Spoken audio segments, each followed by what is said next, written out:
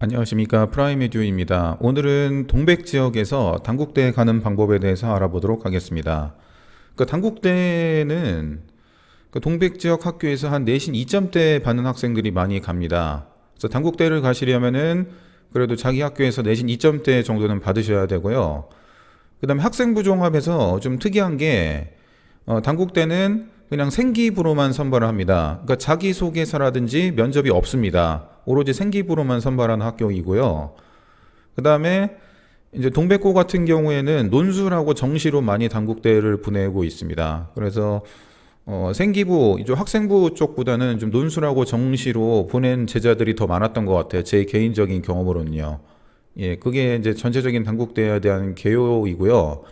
그래서 올해 입학에 대해서 조금 더 자세하게 말씀드리면은 일단 학생부 위주에는 학생부 종합이 있고 학생부 교과가 있는데 여기 보시면 알겠지만 그 뭐 예단과 마찬가지로 예, 학생부 교과 비교과 그다음에 뭐 서류라든지 면접 이런 게 없습니다. 그냥 학생부로만 선발을 합니다. 예, 그리고 이제 학생부 교과 같은 경우에는 이제 교과 성적 100%로 선발을 하고 이제 지역 균형 선발이라는 것을 예, 타이틀로 달아놨네요.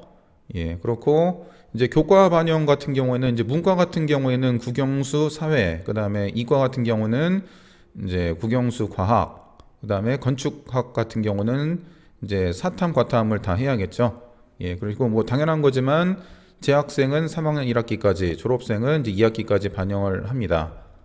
예, 그래서 아까 교과를 보셨지만은 교과는 보통 최저가 있고 그래서 인문 계열 같은 경우에도 역시 인문 계열, 자연 계열의 최저가 있습니다. 그래서 두 개의 영역 6등급 이내. 그래서 3등급을 두 개 맞거나 뭐 2등급 하나 맞거나 예, 4등급 하나 받으면 되죠. 그러니까 그렇게 예, 어렵지는 않은 그 최저인 것 같습니다.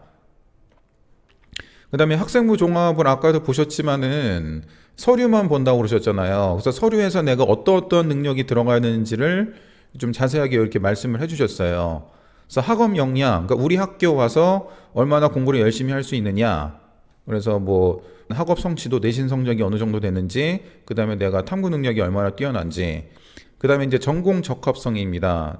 그래서 우리 학과에 맞는 전공으로 많은 공부를 했는지 이제 이런 거를 예, 많이 관련하는 거죠. 그래서 모든 생기부에 자기 전공 적합성이 들어가면 굉장히 좋다고 항상 말씀드렸고 그것과 연관 지어서 수행이라든지 그런 걸 해야 된다고 말씀을 드렸습니다.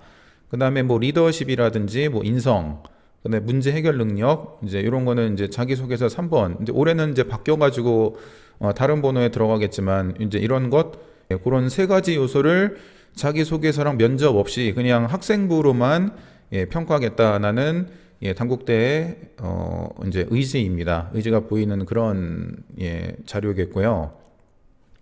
그다음에 이제 논술 전형 같은 경우는 이제 내신 성적이 30%, 그다음에 논술 성적이 70%인데 그 내신 성적은 거의 안 들어간다고 보시면 됩니다. 그리고 단국대는 이제 수능 최저가 없습니다. 그래서 경쟁률이 굉장히 예, 높은 걸로 알고 있습니다.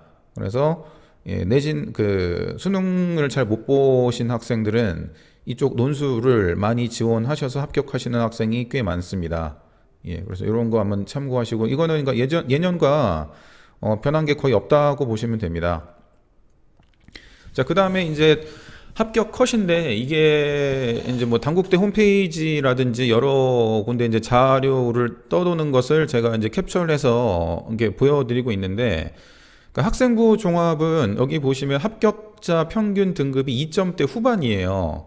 국어국문학과는 2.7이고 뭐 상담학과는 2.5고 그다음에 뭐 전자전기공학부는 2점대 후반이고 그런데 이제 이거는 그렇고 이제 뭐 교육학과 같은 경우는 2점대 초반, 2.0, 2.1 그런데 제 체감상으로 2점대 후반으로 붙은 학생은 거의 없었던 것 같아요. 중반이나 초반 정도 돼야지 합격을 할 수 있지 않았나 그렇게 생각이 됩니다. 그러니까 이게 이제 전국 학생을 대상으로 한 거기 때문에 그랬던 것 같고 이제 아무래도 뭐 특목고 학생이라든지 이제 그런 학생들이 다 포함됐기 때문에 이런 수치가 나온 것 같고 제 체감상은 그래도 2점대 한 6, 최대한 2.6, 한 2.7 그 정도까지는 돼야지. 근데 안정적으로 하시려면 한 2.5 정도는 그래도 돼야지 단국대 합격을 할 수 있지 않았나 그렇게 생각이 됩니다.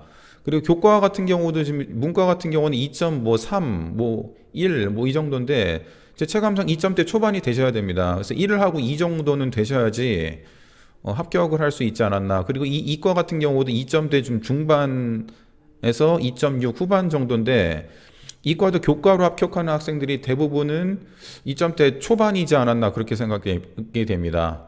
예, 그래서 요 현실하고 여기 요 자료하고 약간 괴리가 있다는 거 동백 지역 그 저의 경험을 말씀드린 거니까 참고를 해두시면 좋겠고요. 자, 그래서 동백 지역에서 단국대를 갔던 거를 좀 정확하게 다시 한번 정리를 해드리면은, 그러니까 논술 전형으로 합격했던 학생이 가장 많았던 것 같아요. 그 다음에 수능 정시로 갔던 학생이 그 다음으로 많았고, 그 다음에 교과하고 종합, 그러니까 종합이 좀 가장 좀 적었습니다. 다른 학교에 비해서. 이게 보통은 이제 종합으로 많이 보냈는데, 단국대는 반대로 이게 자기소개서하고 면접이 없어서 그런지 좀 저 개인적으로도 그렇게 많이 추천을 안 드리고, 그러니까 이쪽 논술이나 수능 쪽으로 많이 학생들이 가더라고요. 그래서 아까도 말씀드렸지만 학종에서 자기소개서하고 면접이 없기 때문에 생기부 관리를 좀 잘 하셔야 되고요. 그 다음에 이제 이거는 예전 일인데 비평준화 시 특전 학교는 1점대도 탈락하는 경우를 봤습니다. 그러니까 학교를 좀 많이 보시는 것 같아요. 이 입학사정관들이, 그러니까 이 학교 수준은 어느 정도 되니까 1점대도 안 될 것 같다. 그런 걸 좀 많이 보시는 것 같아요. 근데 요즘에는 그렇지 않더라고요. 요즘에는 이제 그 학교에서도 단국대를 합격하는 걸 제가 봤기 때문에 이제 평준화 되고 나서는 좀 많이 없어지지 않았나 그렇게 생각이 됩니다.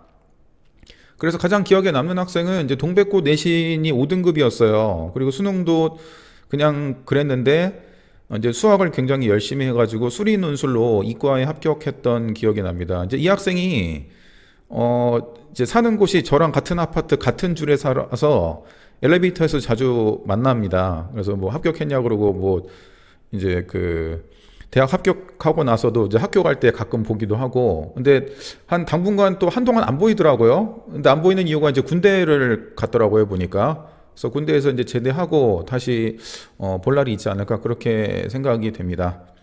예, 이상 동백 지역에서 단국대 가는 방법에 대해서 알아봤습니다. 예, 이상 프라임에듀 학원이었습니다.